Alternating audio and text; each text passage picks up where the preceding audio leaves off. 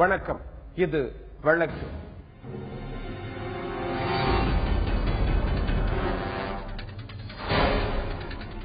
மது விருந்துக்கு ஆசையாய் போன 4 பேர் பிணமான கொடூரம்.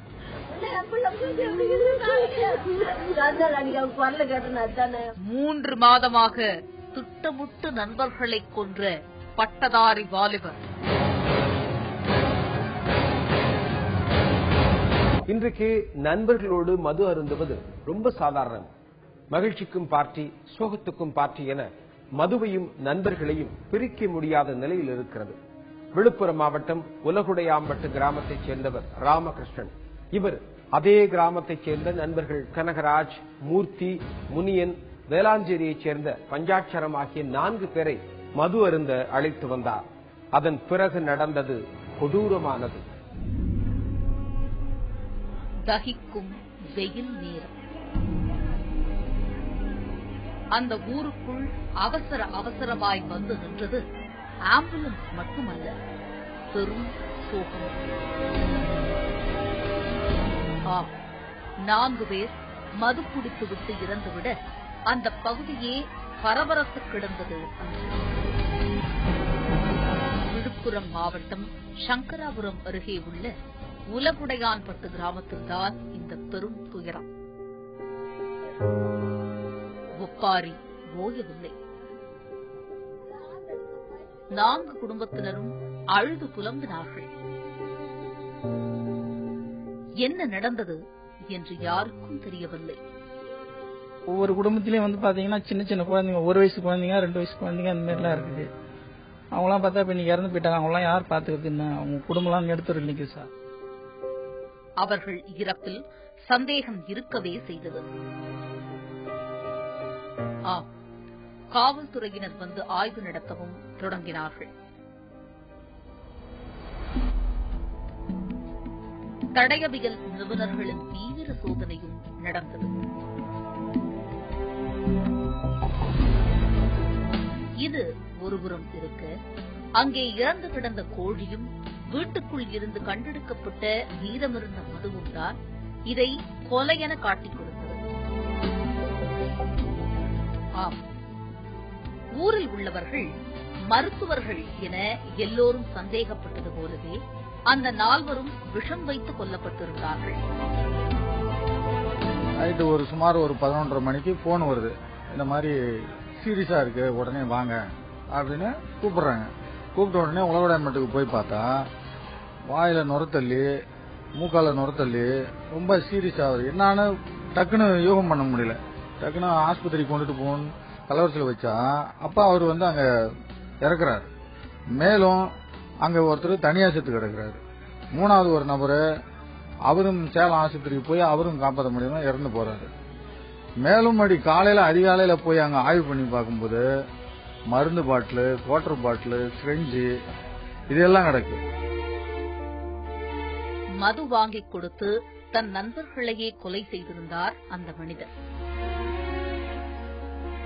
ரொம்ப உடம்பு சரியில்லாம இதா இருக்காருன்னு சொன்னாங்க சார். நாங்க போயிட்டு பார்க்கும்போது மூக்குலையும் வாயிலையும் நுர தள்ளிட்டு இருந்துச்சு சார். அங்க விசாரிக்கும் போது யாரே ஒரு ஆள், அந்த லோக்கல் ஆளுங்க கூப்பிட்டு சரக்கு வாங்கி கொடுத்துருக்காங்க சார், ஒரு 4 பேத்துக்கு. அதுல பாத்தீங்கன்னா ஏற்கனவே ஒருத்தர் இறந்து போயிட்டாரு. திரும்ப இவர் மூச்சின் வரை தள்ளிட்டு இருக்கும்போது ஹாஸ்பிட்டலுக்கு கூட்டிட்டு போகும்போது அங்க போன ஒரு 10 நிமிஷத்துல திரும்ப இறந்து போயிட்டாரு. பாட்டில் அவனே கொண்டாந்து குடுத்துக்கிறான். இவங்க குடிச்சிக்கலாம், இந்த ஆள் குடிக்கிறான். அப்புறம் அவங்க தாத்தா இட்டு அவங்க இட்டு குடுத்துக்கிறாங்க. எல்லாம் கும்பலா உட்காந்து குடிச்சுக்கிறாங்க. யதார்த்தமா நம்பி வாங்கி குடிச்சுக்கிறான். இவன் இந்த மாதிரி மருந்து கலந்து எடுத்துட்டு வந்துருப்பான். பார்த்தா திட்டம் பாட்டு செய்திருப்பான். இதோ கைது செய்யப்பட்டு முகமூடி அணிந்திருக்கும் இந்த மனிதர்தான் இத்தனைக்கும் காரணம். இரவு 3 மணியளவில் நீதிபதியிடம் ஆஜர்படுத்துவதற்காக அழைத்து வரப்பட்ட இவர் ஏன் கொலை செய்தார்? என்ன நடந்தது? விழுப்புரம் மாவட்டம் சங்கராபுரம் அருகே உள்ள உலகுடையான்பட்டு கிராமத்தைச் சேர்ந்தவர் ராமகிருஷ்ணன். பட்டதாரி இளைஞரான ராமகிருஷ்ணன் சம்பவ நாளன்று தனது நண்பர்களை மது குடிக்க அழைத்துச் சென்று அவர்களை கூண்டோடு அழிக்க முற்பட்டதாக கூறப்படுகிறது. கடந்த 24ஆம் தேதி அதே பகுதியைச் சேர்ந்த நண்பர்களான கனகராஜ், முனியன், மூர்த்தி பஞ்சாட்சரம் ஆகியோருடன் மது அருந்திய ராமகிருஷ்ணன் நண்பர்கள் குடித்த மதுவில் மட்டும் விஷம் கலந்திருக்கிறார்.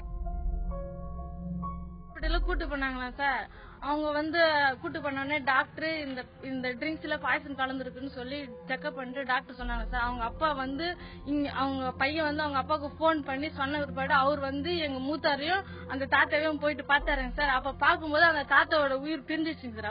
அப்புறம் திரும்ப எனக்கு ஆள் விட்டாங்க சார். நான் எங்க அம்மா வீட்டுல இருக்கேன், இங்க நாங்க இருக்கிறது இல்ல, கல்யாணத்துல இருந்து நான் அங்கதான் இருக்கிறேன். அங்க ஆள் விட்டோடனே நான் அங்கிருந்து இங்க பார்த்தேங்க சார். அப்ப மூக்குலயும் வாயாலே தண்ணி வந்துகிட்டு இருந்துச்சு, நொறைய எங்க மூத்தாருக்கு ஒண்ணுமே இல்ல. ராமகிருஷ்ணன் உலகம் சேர்ந்தவன், எம்ஏ எம்பில் படிச்சிருக்கான்.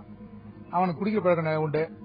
பக்கத்துல கனகராஜ் என்றவனே கூட வேலை செய்யற ஒரு ஆசிரியரையே கூட்டு வெள்ளிமலை போனேன் சார். வெள்ளிமலை போட்டு பட்டசார பழக்கம் அவனுக்கு அங்க குடிச்சு வந்துடுறாங்க. குடிச்சிட்டு ஒரு 5 மணி இருக்கும் வீட்டுக்கு வந்தாங்க. வீட்டுக்கு வந்துட்டு எல்லாம் வீட்டுக்கு போனான்.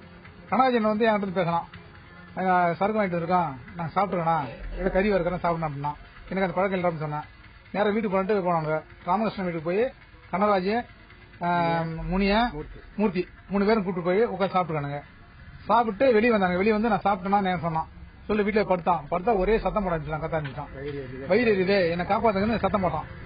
சத்தம் போட்ட உடனே நான் அங்கிருந்து பக்கம் பையனை போய் பாக்கணும்னு சொல்லி சொன்னேன். பார்க்க சொன்னோடனே அவன் டெய்லி குடிக்கிறவன் இப்படிதான் சத்தம் போடுவேன்னு சொன்னான். அதனால சரின்ட்டு நான் கம்மன் ஆயிட்டான். திரும்ப பார்த்தா வீட்டுக்கு வரலன்ட்டு வந்தா ராமகிருஷ்ணன் பைக் எடுத்துட்டு வெளியே கிளம்பிட்டான். மணி 7 மணி இருக்கான், வெளியே கிளம்பி போயிட்டான்.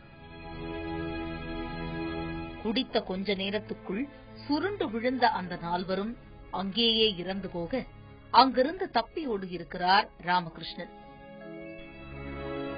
ராமகிருஷ்ணன் கொடுத்த சரக்கு சாப்பிட்டாங்க. ஆனா ராமகிருஷ்ணன் கொடுத்த சரக்கு ராமகிருஷ்ணன் சாப்பிடவே இல்லை. ஆனா இவங்க 4 பேர் மட்டும் சாப்பிட்டாங்க. சாப்பிட்டு இது பண்ணிட்டு மூர்த்தி மூர்த்தி வீட்டை தேடி ஒரு வீட்டுக்கு போறாப்ல.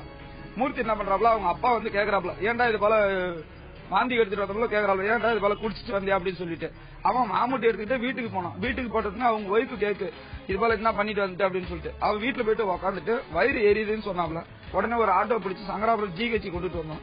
சங்கராபுரம் ஜிஹெச்சி கொண்டுட்டு வந்த பார்த்தா அவர் ஏதோ விஷம் குடிச்சிட்டாப்ல அப்படின்னு ஒரு தகவல் சொன்ன உடனே எங்களுக்கு ஒரு அதிர்ச்சி ஆகி போச்சு. அதிர்ச்சி ஆன உடனே கனகராஜ் வீட்டுக்கு போறோம். கனகராஜ் வீட்டுல தானே அவர் சரக்கடிச்சாப்ல, என்ன விஷம் சாப்பிட்டான்னு டாக்டர் சொல்றாப்ல அப்படின்னு ஒரு மன கஷ்டமா ஆகி போச்சு. அப்புறம் நேரம் கனகராஜ் வீட்டுக்கு போனோம். கனகராஜ் வீட்டுக்கு போயிட்டு பார்த்தா கனகராஜ் நொப்பு நுரையும் தள்ளிட்டு ஒன்னா போயிட்டு இருக்கிறாப்ல. போயிட்டு இருக்கும்போது திரும்ப அப்புறம் பார்த்துட்டு ஒரு முனியனை பார்க்க போறோம்.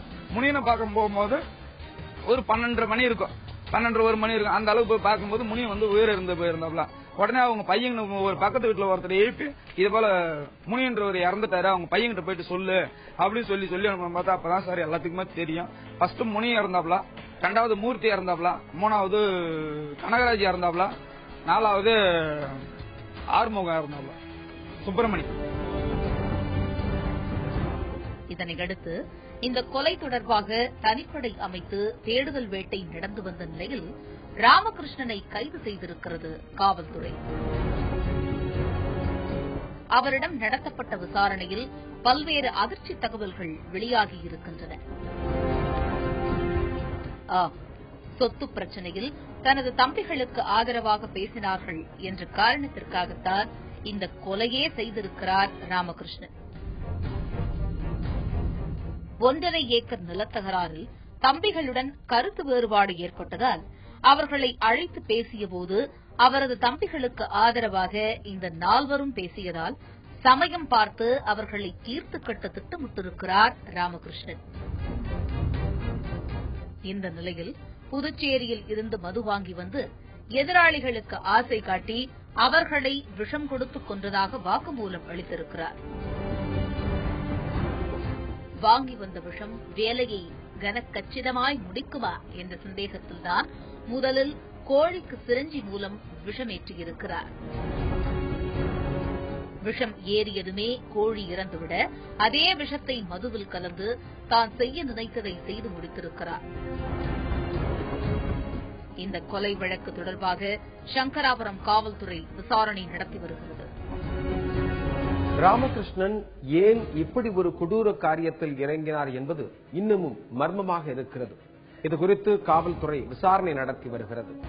வீடு கட்டி தனியா அமைதியா வாழணும்னு நினைக்கிறதே இன்னைக்கு பெரும் பிரச்சனையா மாறி இருக்கு.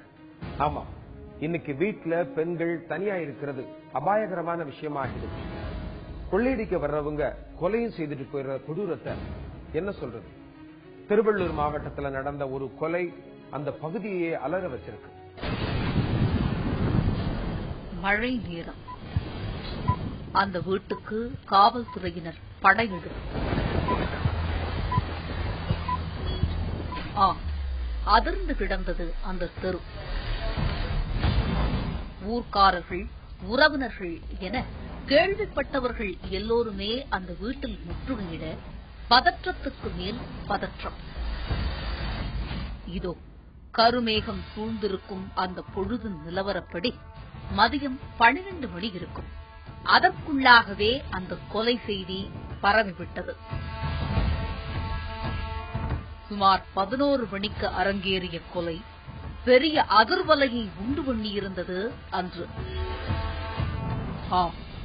இந்த வீட்டில் வசித்து வந்த ஒரு வங்கி அதிகாரியின் மனைவிதான் கழுத்தறுக்கப்பட்டு கொல்லப்பட்டிருந்தார். வீட்டுச் சுவரில் தெரித்திருந்த இரத்தக்கரை அலறல்களை அடங்கியிருந்தது. காவல்துறை மழையையும் பொருட்படுத்தவில்லை.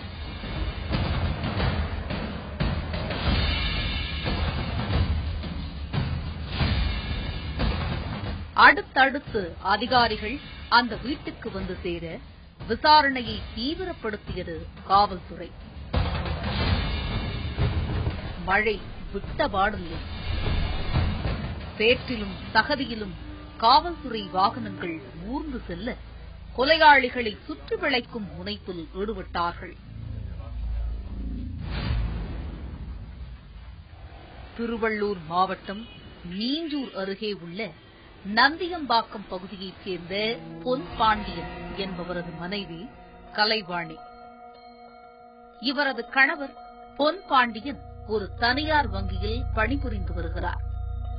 இதையடுத்து வழக்கமாக பணிக்கு பொன் பாண்டியன் அலுவலகம் சென்றுவிட வீட்டில் தனியாக இருந்த அவரது மனைவி கலைவாணி சில மர்ம நபர்களால் கழுத்தறுக்கப்பட்டு கொல்லப்பட்டுள்ளார். இந்த கொலை அவர் அணிந்திருந்த 5 பவுன் நகைக்காகத்தான் நடந்திருக்கிறது. நந்தியம்பாக்கம் கிராமத்தில் உள்ள பொங்கியம்மன் நகரில் நாங்கள் 20 வருடமாக வசித்து வருகிறோம். இன்று காலை இங்கு ஒரு அசம்பாவிதம் நடந்துள்ளது. அதாவது எங்கள் நகரில் வசிக்கும் பொன்பாண்டியன் அவரது மனைவி திரு கலைவாணி அவர்கள் சில மர்ம நபர்களால் தாக்கப்பட்டுள்ளார். கழுத்தில் அறுபட்டு மரணமடைந்துள்ளார். இது எங்கள் நகரில் வசிக்கும் அனைவருக்கும் மிகவும் அச்சமான ஒரு சூழ்நிலையை மனப்பான்மை ஏற்படுத்தியுள்ளது. இந்த கிராமத்தில் நாங்கள் குறைஞ்சது ஒரு 500-600 பேர் குடும்பம் இருக்கோம்.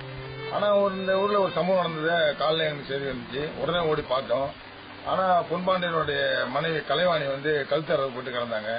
ஆனா அவங்க கொத்து குளிர் இருக்கிறதுனால உடனே ஆம்புலன்ஸுக்கு போன் பண்ணோம், போலீஸுக்கு போன் பண்ணோம். உடனே போலீஸ் வந்தாங்க, ஆம்புலன்ஸ் வந்தாங்க. ஆனா ஆம்புலன்ஸ் வரதுக்கான வழி விடங்க இல்ல. ஆனா அவர் வேலைக்கு போன நேரத்துல தான் இந்த சம்பவம் நடந்திருக்கு. ஒரு 9:30 மணி 9 மேலதான் நடந்து நினைக்கிறேன். ஏன்னா அவர் பேங்க் வேலைக்கு போயிட்டாரு, அவர் பாரிஸ் வேலை செய்தாரு. ஆனா இந்த சம்பவம் எங்களுக்கு எல்லாமே இந்த நகருக்கு ரொம்ப துயரமா தான் இருக்கு. ஜனங்கள்லாம் ரொம்ப பயந்துருக்காங்க. என்னன்னா இது மாதிரி சம்பவம் எப்போ நடக்குமோ என்ன நடக்குமோங்கிறத பயந்துருக்காங்க. இதுக்கு அரசாங்கமும் இங்க உள்ள காவல்துறையும் உடனே இதை கண்காணித்து நடவடிக்கை எடுக்கணும். எங்க பயத்தெல்லாம் போகணும். தனியாக இருந்துள்ள கலைவாணியை நோட்டமிட்டு அவரது கணவர் அலுவலகம் சென்றவுடன் வீட்டுக்குள் நுழைந்த அந்த மர்ம நபர்கள் கலைவாணியை கத்தியால் குத்தி கொலை செய்திருக்கிறார்கள். இந்த சம்பவம் அந்த பகுதியையே அதிர்ச்சியில் ஆழ்த்தியிருக்கிறது. பகுதிக்கு 6 மாசமா ஆகுது. இந்த 6 மாசத்துல இந்த போல சம்பவம் முதலாவது நான் இந்த பகுதியில பாக்குறேன். எனவே இந்த வருத்தத்தை இதை பார்க்கும்போது எனக்கு முகம் ரொம்ப வருத்தமா இருக்குது. பகல் 11 மணிக்கு இந்த சம்பவமான நடைபெற்றிருந்தது. அருமையான கலைவாணி அம்மா அவர்கள் வீட்டிலே தனிமையா இருக்கும் பொழுது திடீரென்று சொல்லி ஒருவர் வீட்டிலே நுழைஞ்சு கழுத்தை அறுத்து விட்டு போந்து மிகவும் இந்த பகுதியில் எங்களுக்கு ரொம்ப வருத்தமா இருக்கிறது. பொன்பாண்டியன் கலைவாணி தம்பதிக்கு 2 ஆண்மகன்கள் இருக்கிறார்கள். மிகவும் சந்தோஷமாக வாழ்ந்து வந்த இவர்கள் தற்போது கொள்ளையர்களின் கொலைவெறி தாக்குதலுக்கு உட்பட நேரிட்டிருக்கிறது. இந்த சம்பவம் குறித்து பொன்னேரி காவல்துறையினர் வழக்கு பதிவு செய்து கொலையாளிகளை தேடி வருகின்றனர். சந்தேகத்துக்குரிய 2 நபர்களை பிடித்து விசாரணையும் நடந்து வருகிறது. சமீப காலமாக வீட்டில் தனியாக இருக்கும் குடும்ப தலைவிகள் அச்சத்துடனேயே வீட்டில் இருக்கும் நிலை ஏற்பட்டிருக்கிறது. கிராம மக்கள் ரொம்ப பயந்துருக்காங்க. ரெண்டாவது என்னன்னா ஒரு சாலை வசதி கூட இந்த 30 வருஷமா இருக்கிற நகர்ல கிடையாது.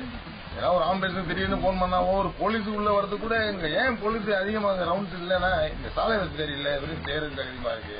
இந்த சேரு தகுதிமா இருக்கிறது தான் ரவுண்ட்ஸ் வரது கூட அவங்க பால் மாறுறது மெயின்ல வந்து மெயின்லேயே போயிடுவாங்க. ஆனா இதுதான் ஒரு இந்த மாதிரி ஒரு தீய சக்தி உள்ள நுழையறதுக்கோ ஒரு அயோக்கியங்க வந்து இந்த மாதிரி தப்பு பண்ணிட்டு கல்ச்சாரத்துக்கு போறதுக்கோ ஒரு வசதியாகி போச்சு.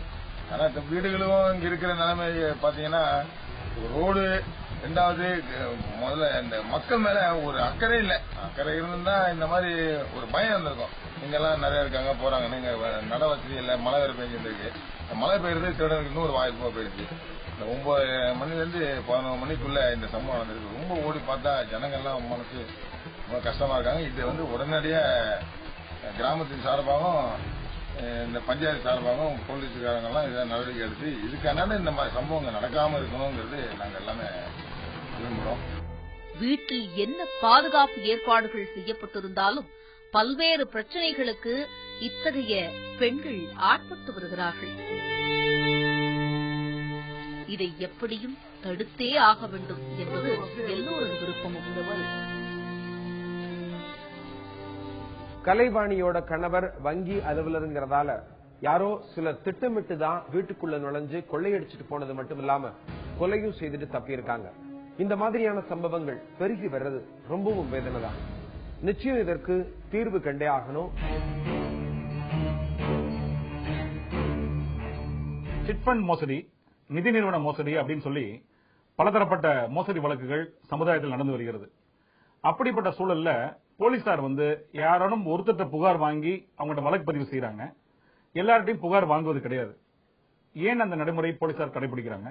சட்டம் என்ன சொல்கிறது? மத்திய மாநில அரசுகள் மற்றும் ரிசர்வ் வங்கி இவங்கெல்லாம் வந்து எவ்வளவோ அறிவுரைகள் வந்து மக்களுக்கு கூறி வந்தாலும் சரி, கூடுதல் வட்டி கிடைக்குது அப்படிங்கிற அடிப்படையில் இந்த முறைகேடாக நடத்தக்கூடிய நிதி நிறுவனங்கள் மற்றும் சிட்பண்ட்ல வந்து பணம் போடுவதை வந்து மக்கள் வாடிக்கையாக வைத்திருக்கிறார்கள். அவருடைய வாழ்க்கை தரம் உயர்வதற்காக ஏதேனும் ஒரு வகையில வரக்கூடிய கூடுதல் அந்த இன்ட்ரெஸ்ட் அது வந்து நமக்கு பணம் ரிட்டர்ன்ஸாக வருவது வந்து அளவுக்கு அதிகமாக வருகிறது, அது நமக்கு லாபம் தரக்கூடிய விஷயம் அப்படிங்கிற ஒரு நம்பிக்கையின் அடிப்படையில் சரியாக விசாரிக்காமல் சரியான நிறுவனம் தானா, அது வந்து அரசு சார்ந்த துறைகளுக்கு கட்டுப்பட்டு அதனுடைய கொள்கைகள் மற்றும் சட்டத்துக்கு உட்பட்டு நடக்கிறதா அப்படிங்கிற விஷயங்கள் எல்லாம் வந்து ஆய்வு செய்யாமலே பணத்தை முதலீடு செய்யறாங்க. அப்படிப்பட்ட தருணங்கள்ல ஒருவேளை அந்த நிதி நிறுவனம் ஏமாற்றம் செயல்களில் ஈடுபடும் பொழுது அவங்க ஒரு காலகட்டத்தில் அவங்க ஓடி போயிடுறாங்க. அப்போ போலீசார் வழக்கு பதிவு செய்யறாங்க. அப்ப பாதிக்கப்பட்டவங்க வந்து 100 கணக்கில் இருக்கும் பொழுது ஒரே குற்ற செயல் தான் அவங்க புரிஞ்சிருக்கிறாங்க. ஆனால் வேறு வேறு நபர்களுக்கு அவங்களுடைய எப்படி வருமானம் வந்து அந்த பணம் வந்து முதலீடாக பெறப்பட்டது, என்ன ஆசை வார்த்தை காட்டப்பட்டது, என்ன ஆவணங்கள் கொடுக்கப்பட்டது அப்படிங்கிற விஷயங்களை பொறுத்த வரைக்கும் அது தனித்தனியாக இருந்தாலும் அது ஒரே குற்ற செயலாகத்தான் வந்து சட்டத்தின் பார்வையில் பார்க்கப்படுகிறது. ஏன்னா ஒருத்தர் வந்து பாதிக்கப்பட்ட நபர் ஒருத்தர் புகார் கொடுக்கிறாரு, அது முதல் தகவல் அறிக்கையாக பதிவு செய்யப்படுகிறது. ஆனால் அதே குற்றச்செயலை வந்து அந்த நிதி நிறுவன அதிபர்களும் சரி, இங்க வேலை பார்க்கக்கூடியவங்களும் ஒரு 100கணக்கான பேருக்கு அதே வேலையை செய்யும் பொழுது அது 100 விதமான குற்றங்களாக பார்க்கப்படுவது கிடையாது. அது ஒரு வழக்காக பதிவு செய்யப்பட்டு ஒருத்தட்ட வந்து வாக்குமூலம் வாங்கி அது வந்து முதல் தகவல் அறிக்கை பதிவு செய்யப்படுகிறது. மிச்சம் வந்து பாதிக்கப்பட்ட நபர்களை பொறுத்த வரைக்கும் அந்த வழக்கில் அவங்க சாட்சிகளாக ஏற்றுக்கொள்ளப்படுகிறார்கள். அந்த குற்றச்செயலை பொறுத்த வரைக்கும் அவங்க சாட்சிகளாக ஏற்றுக்கொள்ளப்பட்டாலும் சரி, அவங்க எவ்வளவு ஏமாந்திருக்கிறாங்க, எந்த அடிப்படையில் ஏமாந்தாங்க, என்ன மாதிரியான ஆவணங்கள் எல்லாமே அந்த ஏமாற்றிய நபர்களால் கொடுக்கப்பட்டது அப்படிங்கிற விவரங்கள் எல்லாமே இறுதி அறிக்கையில வந்து வழக்காக விசாரித்து ஆவணங்களோடு நீதிமன்றத்துக்கு அனுப்பப்படுகிறது. நீதிமன்றத்தை பொறுத்த வரைக்கும் அவங்க விசாரிச்சு அந்த அடிப்படையில் அவங்க வந்து உண்மையிலே பாதிக்கப்பட்டிருக்கிறாங்க, ஏமாற்றப்பட்டிருக்கிறார்களா அப்படிங்கிற விஷயங்கள் எல்லாமே எடுத்துக்கொள்ளப்பட்டு அந்த அடிப்படையில் அவங்களுக்கு வந்து தீர்ப்பு அளிக்கிறாங்க, குற்றச்செயல் புரிஞ்சிருந்தாங்கன்னா. ஆனால் நீதிமன்றம் வந்து அந்த குற்றச்செயல தண்டனை வழங்கும் பொழுது அது எந்த அடிப்படையில் வந்து தண்டனை வழங்குறதுன்னா ஒவ்வொரு கவுண்ட், உதாரணத்துக்கு 100 பேர் அதை வந்து ஏமாற்றப்பட்டிருக்கிறாங்க அப்படின்னா அவங்களுக்கு 100 விதமான அந்த செயல்களாக கருதப்பட்டு அதுக்கு வந்து தண்டனை விதிக்கிறாங்க. அது ஏக காலத்தில் அனுபவிப்பதோ இல்லைன்னா தனித்தனியாக அனுபவிக்கிறதா அப்படிங்கறத வந்து டிஸ்கரி பவர் ஆஃப் தி அந்த கோர்ட்டுக்குரிய அதிகாரமாக அது பார்க்கப்படுகிறது. சட்டத்தின் பார்வையை பொறுத்த வரைக்கும் ஒருத்தர் வந்து ஒரு புகார் கொடுக்கறாங்க அப்படின்னா அந்த புகார்ல பாதிக்கப்பட்டவங்க எவ்வளவு பேர் இருக்காங்களோ அவங்க எல்லாம் சாட்சிகளாக ஏற்றுக்கொள்ளப்படுகிறார்கள். ஆனா புகார் வந்து ஒரு நபர் மட்டும்தான் கொடுப்பது வழக்கமாக இருந்து வருகிறது. உச்சநீதிமன்றத்தில் 2006 அப்போதைய உச்சநீதிமன்ற தலைமை நீதிபதி ஒய்.கே. சபர்வால் மற்றும் பி.என். ஸ்ரீகிருஷ்ணா அவங்க முன்னாடி ஒரு வழக்கு விசாரணைக்காக வரும்பொழுது அதுல மிக அறுதியிட்டு அது உங்க தீர்ப்பு கொடுத்திருக்காங்க. அதாவது ஒரே புகாருக்கு ஒரே சம்பவத்திற்கு வந்து 2 விதமான புகார்கள் வந்து வரக்கூடாது அப்படிங்கறதை தெளிவுபடுத்தி இருக்கிறார்கள். அந்த அடிப்படையிலும் சரி, இந்திய அரசமைப்பு சட்டம் வந்து தெளிவாக வரையறுக்கிறது. ஒரே நபர் ஒரு குற்ற செயலுக்காக 2 முறை வந்து தண்டிக்க கூடாது அப்படிங்கிறது வரையறுக்கப்பட்டிருக்கிறது.